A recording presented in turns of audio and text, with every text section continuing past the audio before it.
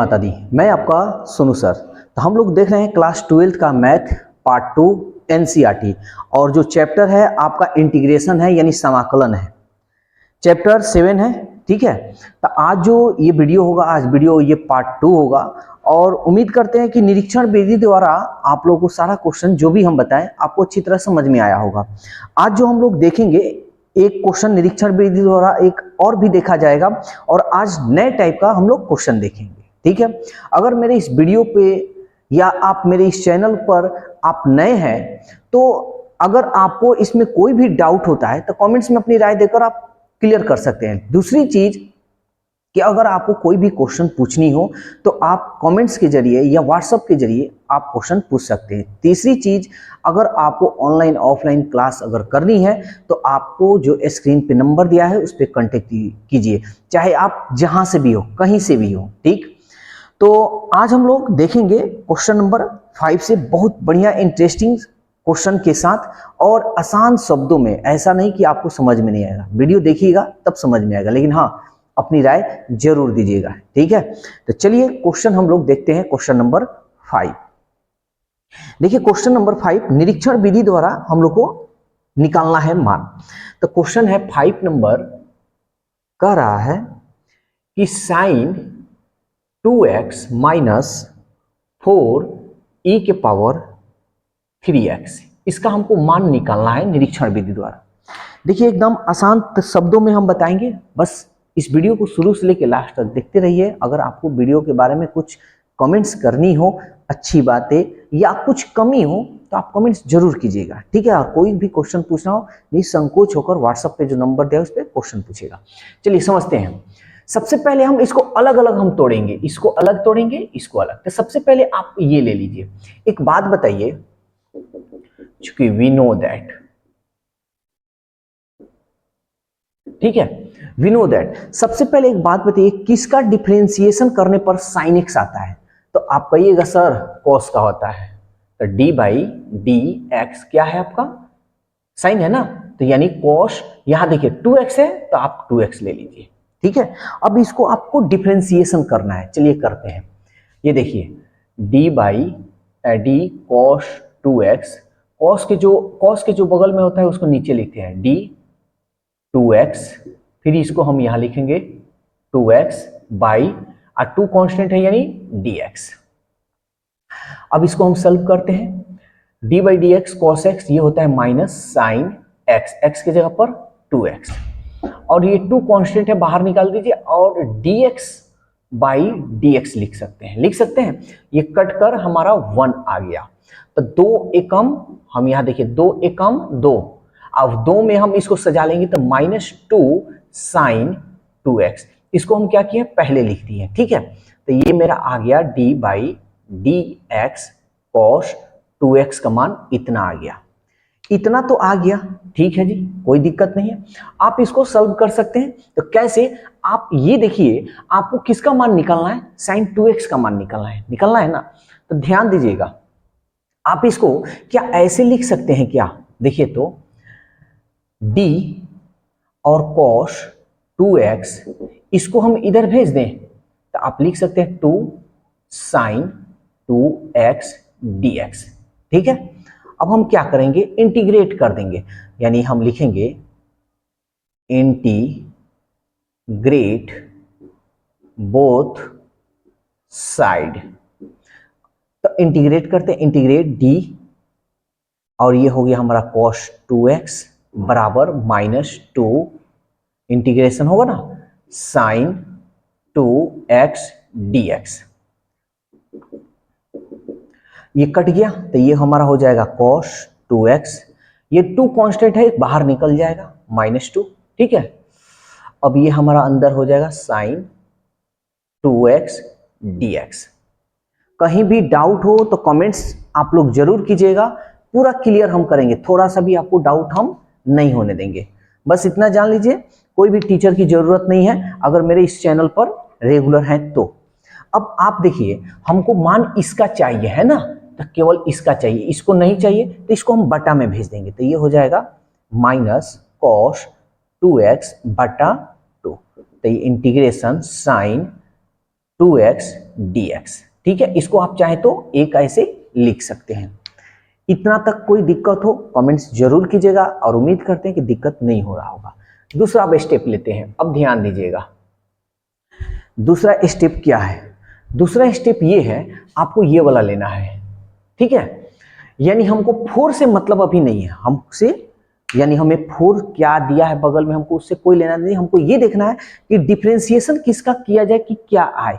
तो ये देख रहे हैं d बाई ई के पावर 3x है, तो हम कह सकते हैं कि चूंकि d बाई डी एक्स और e के पावर 3x, अगर इसका डिफरेंशिएशन हम करते हैं तो डायरेक्ट e के पावर x आता है। अरे आप कहते हैं ना जी d बाई डी एक्स ई के पावर x, तो फॉर्मूला हो जाता है e के पावर x, यही ना होता है।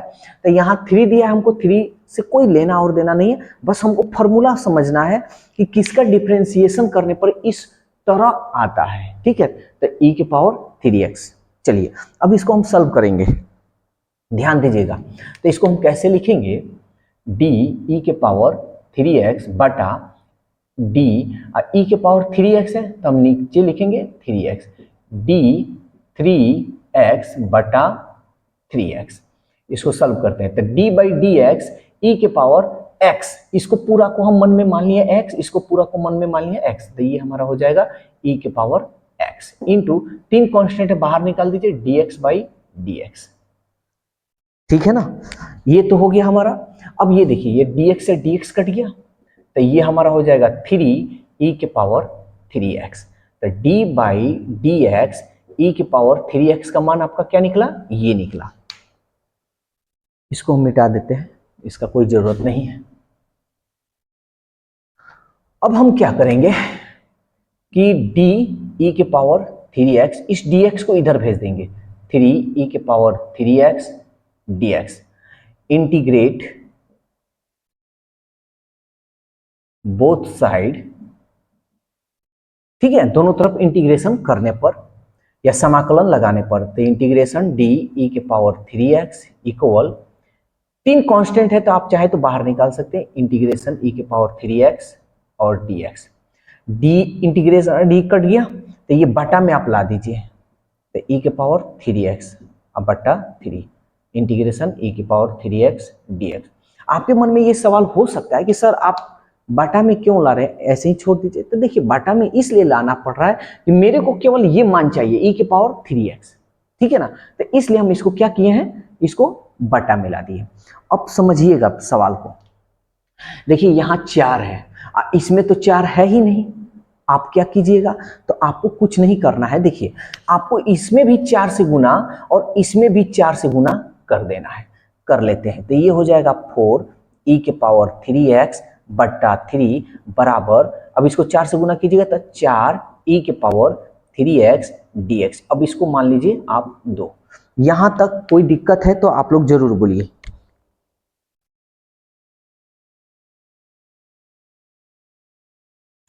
ठीक है, इतना तो दिक्कत नहीं हो रहा होगा क्योंकि हमको 4 चाहिए। अब आप जानते हैं कि इंटीग्रेशन के अंदर चाहे कांस्टेंट हो चाहे डिफरेंशिएशन के अंदर हो, उसको बाहर निकाला जा सकता है। अब हमारा सवाल ये बनकर तैयार हो गया है। चलिए अब थोड़ा सा हम जगह लेंगे, थोड़ा सा मिटाएंगे, आप लोग इसका स्क्रीनशॉट ले लीजिएगा।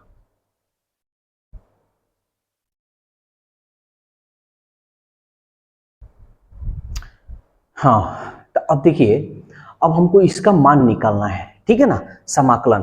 तो अब देखिए तो क्या आपका मान है, यही है ना जी। तो हम लिखेंगे चूंकि साइन 2x माइनस 4 e के पावर 3x समाकलन करना है, तो इंटीग्रेशन हम लगा देते हैं। कोई भी दिक्कत हो तो आप जरूर बोलिएगा। ये इंटीग्रेशन लग गया तो इंटीग्रेशन यहाँ पे भी हम लगा देते हैं। ठीक है, और हम क्या करेंगे, यहाँ पे ये माइनस यहाँ पे dx और इंटीग्रेशन ये भी dx यहाँ। इस तरह शायद आपको समझ में नहीं आया है तो कोई बात नहीं, घबराइए मत, आपके पास और भी मेरे पास तरीका है। ये देखिए क्या कीजिए ना, आपको इसका मान निकालना है, इसी का इंटीग्रेशन करना था, तो आप लिख लीजिए साइन 2x माइनस 4 e के पावर 3x। आपको इसका निकालना है ना, तो इंटीग्रेशन लगा दीजिए और यहाँ आपको dx, क्योंकि यही हमारा इंटीग्रेशन है। अब इसको आप ऐसे क्या लिख सकते हैं क्या, देखिए तो इसको अगर हम काम करेंगे तो यहाँ पे नहीं, यहाँ लिख देते इंटीग्रेशन साइन 2x और इसको भी इसमें गुना करेंगे dx माइनस इंटीग्रेशन ये इसको इसमें करेंगे 4e⁻3x और ये हो गया हमारा dx। यहाँ पर कोई भी दिक्कत हो तो आप बोलिएगा, ठीक है।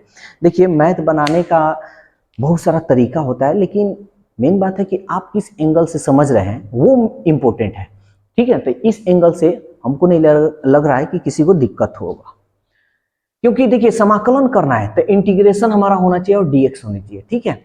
अब यहाँ देखिए इसका मान दिया हुआ है, देखिए तो इंटीग्रेशन साइन 2x dx का मान दिया है ये, तो आप लिख सकते हैं क्या, माइनस कॉस 2x बटा 2। ये तो क्लियर, इसका मान हो गया माइनस, अब इसका देखिए इसका भी मान दिया है, ये 4e⁻3x dx इसका मान दिया है यहाँ, तो लगा लीजिए 4e⁻3x अब बटा क्या हो गया 3, तो ये होगा आपका आंसर। आप चाहे तो माइनस इसमें से कॉमन कर सकते हैं, एलसीएम ले सकते हैं, ठीक है। पूरी अच्छी तरह समझ में आया या नहीं आया? अगर नहीं भी आया तो कमेंट्स कीजिए, और आया भी तो भी कमेंट्स कीजिए, क्योंकि आपका कमेंट्स हमें और मेहनत करने में और आगे मन करता है कि हाँ और भी आप लोगों के लिए मेहनत करें, ठीक है। जल्दी से इसका स्क्रीनशॉट लीजिए। अब हम नए टाइप का क्वेश्चन देखेंगे।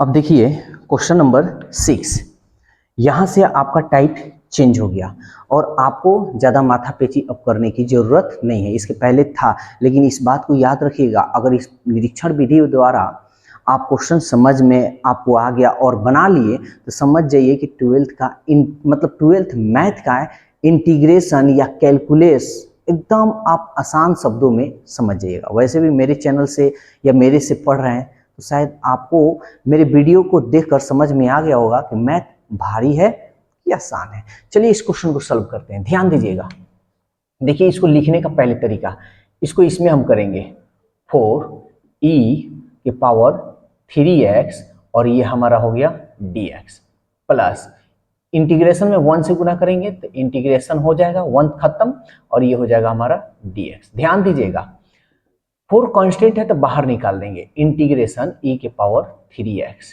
dx plus integration dx। देखिए आपको इसमें फॉर्मूला मिलेगा, आगे हम फॉर्मूला बताएंगे, अभी कोई फॉर्मूला की जरूरत नहीं है। तो अब देखते हैं 4, अब इंटीग्रेशन e⁻x इसको हम मन में मान ले रहे हैं x इंटू dx, तो क्या फॉर्मूला होता है e⁻x यानी जो है वही। अब याद रखिएगा जो चर के बगल में होगा, चर के गुणांक में क्या है 3 है ना, उसको आपको बाटा में लिखना होगा प्लस। अब देखिए ये तो कट गया ना आपका, क्या बच जाएगा x, और इसमें एक हम कांस्टेंट जोड़ देते हैं। क्या जोड़ देते हैं? कांस्टेंट मतलब c। तब इसको सजा सकते हैं, ये हो जाएगा 4e⁻3x अब बटा 3 अब प्लस x प्लस c। ये रहा आपका answer. Question number 7, question number 7 देखिए क्या कह रहा है, integration x² 1 minus 1 by x² dx। चलिए सॉल्व करते हैं। पहले इसको हम गुना कर देते हैं, इसमें इंटीग्रेशन, इसको इसमें गुना करेंगे तो ये हो जाएगा x², इसको इसमें गुना करेंगे तो ये हो जाएगा x² बटा x² और ब्रैकेट dx। x² से x² हमारा कट गया, तब ये हमारा हो जाएगा इंटीग्रेशन x² माइनस कट गया यानी कुछ नहीं यानी 1 और ये हो गया हमारा dx। अब इसको हम इसमें करेंगे तो इंटीग्रेशन x² dx, इसको इसमें करेंगे तो माइनस 1 में करेंगे तो यही हो जाएगा और ये हो जाएगा हमारा dx। कोई भी दिक्कत हो, डाउट हो, कमेंट्स जरूर कीजिएगा, कमेंट्स जरूर कीजिएगा, ठीक है। चलिए अब इसको यहां सॉल्व करते हैं, ध्यान से समझिएगा। डिफरेंशिएशन में क्या होता था ना, स्क्वायर अगर होता है तो उसको बगल में लिखते हैं और एक कम करते हैं, लेकिन इसमें ठीक उल्टा। अरे डिफरेंशिएशन का उल्टा इंटीग्रेशन, इंटीग्रेशन का उल्टा इंटीग्रेशन का उल्टा डिफरेंशिएशन। तो आप समझिए उसमें अगर कम होता है तो इसमें अधिक होगा। मन में ये दिमाग में आना चाहिए ना कि एक दूसरे का उल्टा है, तब ठीक है उल्टा कीजिए। तो इसमें 2 कम नहीं होगा, इसमें अधिक होगा। 2 है ना तो 1 जोड़ दीजिए, तो 2 में 1 जोड़िएगा तो कितना होगा 3, और जो पावर होगा ना वो आपको नीचे लिखना है 3। अब भाई देखिए भाई तो कट गया तो क्या बच जाएगा x, सॉरी माइनस ना जी, माइनस एक्स। अब प्लस इसमें एगो कांस्टेंट जोड़ दीजिए अपने से सी, तो ये रहा आपका आंसर। समझ में आ रहा है या नहीं आ रहा है? आ रहा है ना, बढ़िया से, मजा भी आ रहा है। कोई बात नहीं, आपको मजा के लिए ही हम अपनी तरफ से मेहनत कर रहे हैं, ठीक है। तो क्वेश्चन हम 7 तक रहने दे रहे हैं, 2 ही क्वेश्चन इसमें हम बना रहे हैं क्योंकि वीडियो बहुत लंबा हो जाएगा। आप लोग इस पे क्वेश्चन बनाइएगा, ठीक है। एकदम आसान मतलब शब्दों में हम बता रहे हैं आप लोगों को, कोई दिक्कत नहीं होगा। देखिए इसके बाद जो क्वेश्चन है सब आसान आसान है, कोई भारी नहीं है।